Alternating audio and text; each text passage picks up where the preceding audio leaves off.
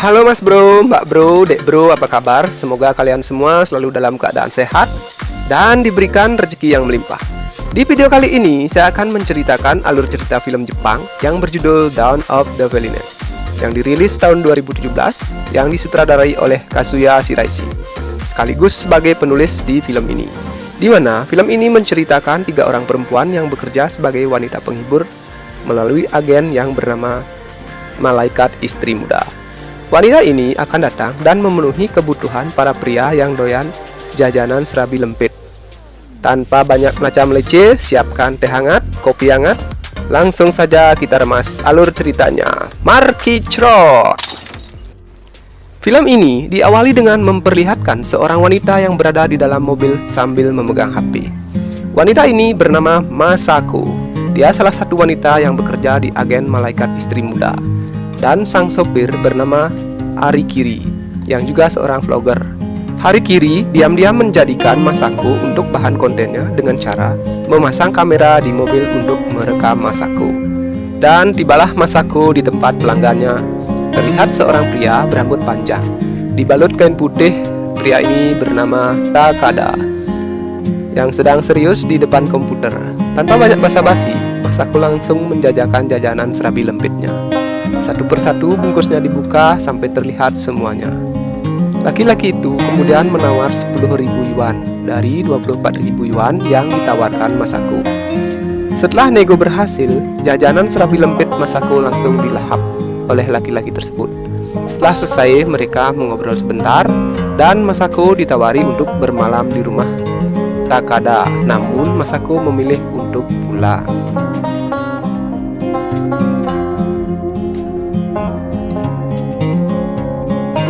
Keesokan harinya, scene berpindah ke seorang wanita cantik dengan seorang anak laki-laki. Wanita ini bernama Sen-sen. Dia menemui seorang laki-laki yang akan dititipkan anaknya untuk dijaga selama 2 hari dengan bayaran 6.000 yuan per harinya. Kemudian Sen-sen bergegas menemui Masako dan temannya di kedai kopi. Tak lama mereka mengobrol, tiba-tiba ada panggilan dari agen atau toko Malaikat Istri Muda tempat mereka bekerja. Setibanya mereka di toko, manajernya langsung memberikan job kepada Sally untuk melayani Tuan Jin yang merupakan pelanggan tetap Sally. Sally mengatakan kalau Tuan Jin tidak pernah mencicipi jajanannya. Kemudian manajernya memberikan stick gitar agar Tuan Jin bisa bergairah lagi. Kemudian Sally menemui Tuan Jin. Di dalam taksi, Tuan Jin diberikan remote stick gitar yang sticknya sudah dipasang di kue Sally. Ketika ditekan, Sally pun meringis, namun Tuan Jin tidak menyukainya.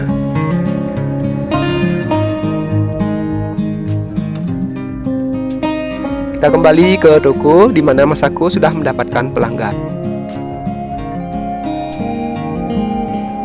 Sen-sen yang tidak diberikan pelanggan komplain kepada manajernya, dan akhirnya Sen-sen diberikan pelanggan. Oke, kita kembali ke Sally dengan Tuan Jin. Waktu melayani hampir habis, namun Tuan Jin tak melakukan apa-apa. Tuan Jin minta tambahan waktu dan memberikan sejumlah uang. Merasa kasihan, Sally pun melepaskan semua pakaiannya dan memberikan servis terbaik pada Tuan Jin.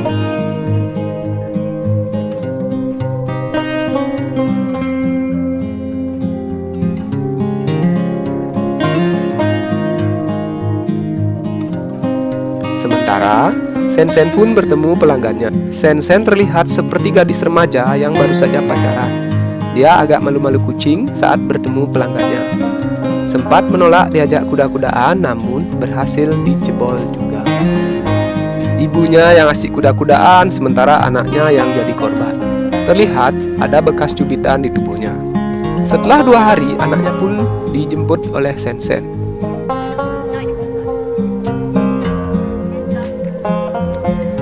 Scene pindah ke toko. Terlihat Harikiri dihajar manajernya lantaran Harikiri telah membuat nama toko Malaikat Istri Muda viral di internet, dan Malaikat Istri Muda kini dalam masalah besar karena jasa pergenjotan ini ilegal. Beruntung Harikiri bisa kabur. Kemudian di tempat Takada, Masako melihat video dirinya yang sudah viral di internet, dan Harikiri sudah menonaktifkan akunnya. Lalu Masako menawarkan Takada untuk enak-enak, namun Takada menolaknya. Akhirnya Masako pun pergi dari rumah Takada. Keesokan pagi yang cerah, terlihat Sensen seperti biasa menitipkan anaknya kepada pria yang biasa merawat anaknya, dengan menyediakan sejumlah uang di dalam amplop jok.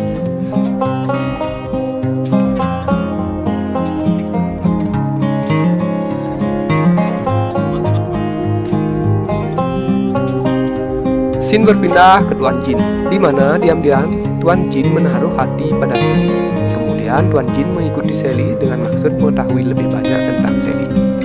Betapa sakit bagaikan ditusuk ladi hati Tuan Jin ketika melihat Sally dengan seorang lelaki yang merupakan suami Sally. Lanjut cerita, Masako, Sally, dan Sensen menghadiri acara show di supermarket Kubota yang pemiliknya adalah pelanggan Sensen. Di sana banyak sekali acara yang diadakan hingga tiba acara puncak, di mana seorang akan menikmati mantap-mantap dengan cara diikat kuat-kuat. Kemudian, ketika ditawarkan oleh presenter siapa yang mau diikat, Masako dan Sally pun angkat tangan dan melakukan mantap-mantap dengan cara ekstrim.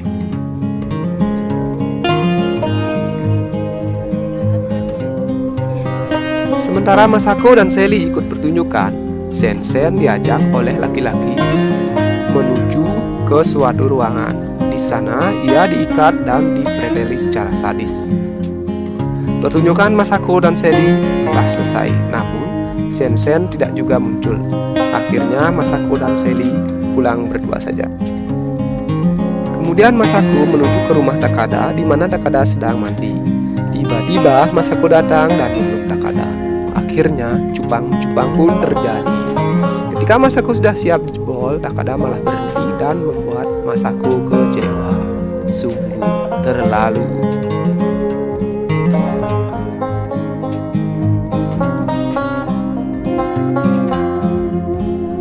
Di sisi lain, terlihat pengasuh anak Sensen terlihat bingung karena Sensen seharusnya sudah menjemput anaknya sesuai janji yang dibuat. Namun sampai saat ini Sensen belum juga datang. Dan yang membuat masalah semakin runyam, ternyata anaknya Sensen ikut menghilang. Scene pindah ke Sally, di mana Tuan Jin yang sedang sakit hati kembali memesan Sally dan ingin membunuh Sally. Beruntung Sally tidak sampai mati. Tuan Jin menghubungi manajer malaikat istri muda dan mengatakan dia hampir membunuh Sally. Kemudian Sally mengatakan dia masih hidup. Lalu Tuan Jin mengambil seutas tali dan diikatkan ke lehernya, sambil menyuruh Sally untuk membunuhnya.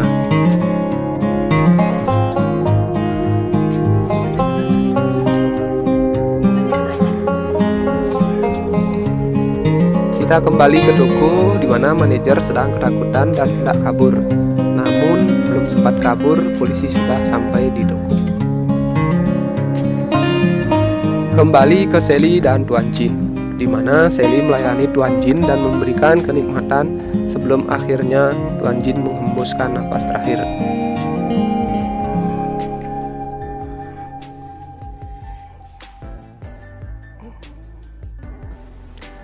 Kemudian Takada yang tak ingin Masako kecewa mengajak Masako ke atas gedung dan di sana mereka menikmati fantasi mantap-mantap outdoor. Singkat cerita, akhirnya Sally ditangkap polisi karena telah membunuh Tuan Jin. Dan di tempat kejadian pun terlihat laki-laki yang merawat anak Sensen sedang menerima telepon dari Sensen.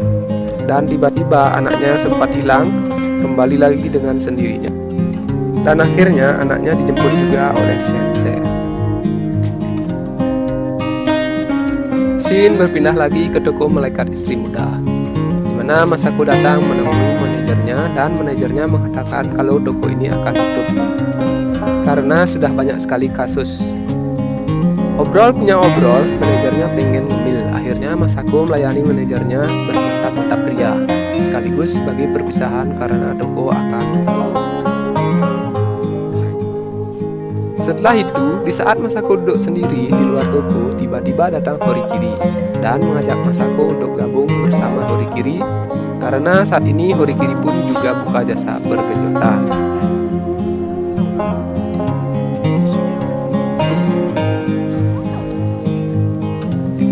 dan film pun tamat. Sungguh ending yang saya juga agak bingung. Semoga bisa menghibur. Dan jangan lupa like, comment, serta subscribe channel saya. Semoga bisa berkembang. Terima kasih.